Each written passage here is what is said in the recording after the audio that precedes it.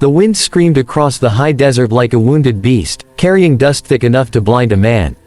Rancher Luke Maddox could barely see the silhouette slumped against the dying fire. A woman's voice, ragged, breaking, cut through the storm. I can't take it, just do it, deeper." Her words trembled with pain, not desire. She clutched her shoulder, blood seeping through a makeshift bandage. And in that moment Luke didn't know whether he was about to save a life, or lose one trying.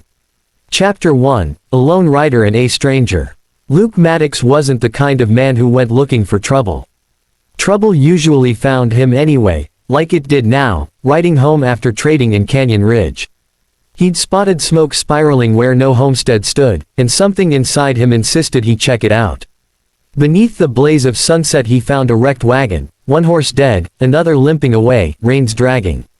And beside the embers of a dying fire sat the woman, Apache mixed, young, trembling, her eyes glassy with fever.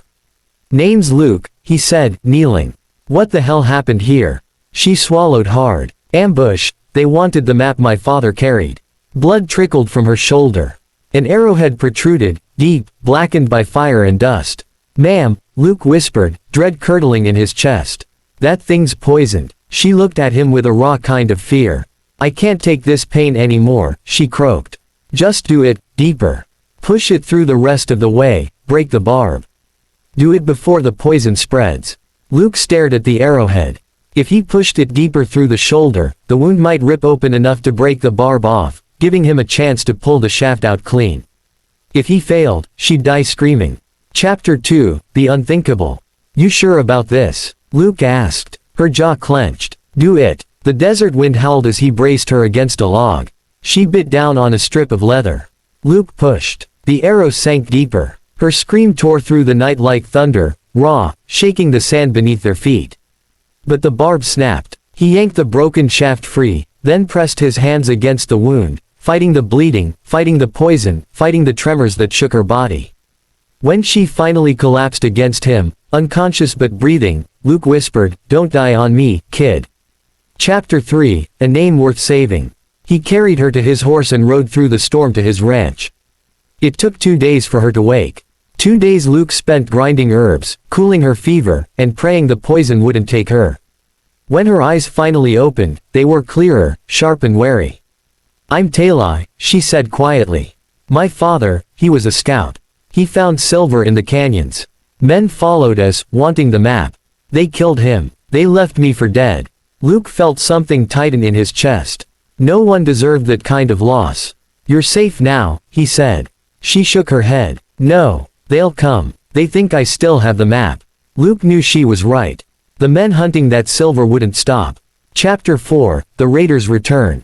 The attack came 3 nights later. Luke saw the shadowy shapes creeping over the ridge, rifles glinting in moonlight. Talai, still weak, crawled to the window. "They found us," she whispered. Luke loaded his rifle. "Then they'll learn they picked the wrong ranch." Gunfire cracked the silence. Bullets tore through the barn, shattering lumber and scattering cattle. Luke fired from the window, taking down 2 men. But there were 7 more. Talai grabbed a lantern, shaky but determined. "My father taught me the land better than them. There's a path behind your ranch, narrow ridge. We can funnel them, make them think we're running." Luke nodded, trusting her instincts. Together, limping and exhausted, they fled into the darkness. Chapter 5, The Edge of the Canyon. The raiders followed, exactly as Talai predicted. At the canyon edge, the path thinned to a single narrow trail above a 100-foot drop.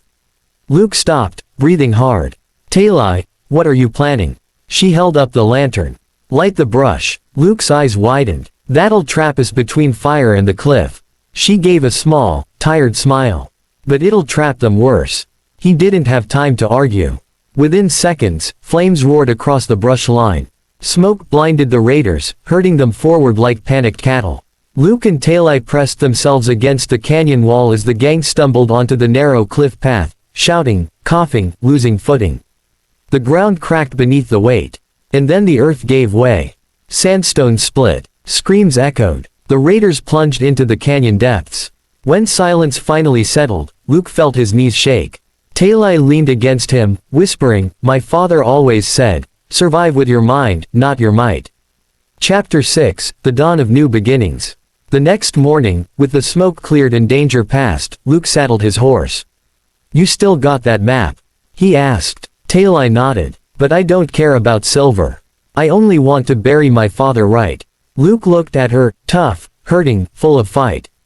"You don't have to do it alone." She hesitated. Then she handed him half of the map.